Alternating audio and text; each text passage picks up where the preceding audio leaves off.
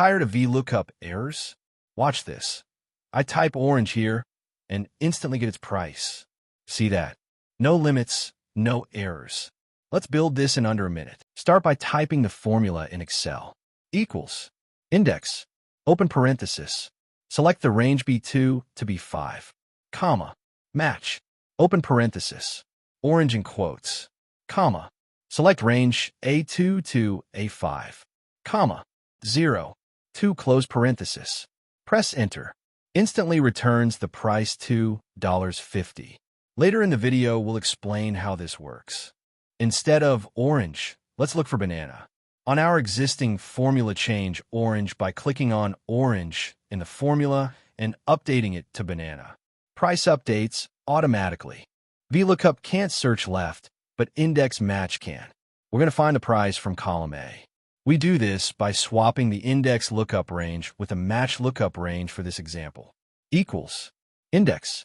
Open parenthesis. Select range A2 to A5. Comma. Match. Open parenthesis. Click orange. Comma.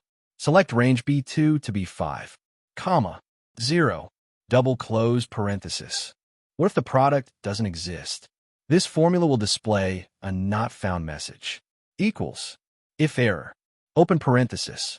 Index. Open parenthesis.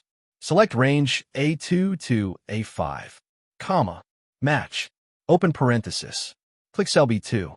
Comma. Select range B2 to B5. Comma. 0.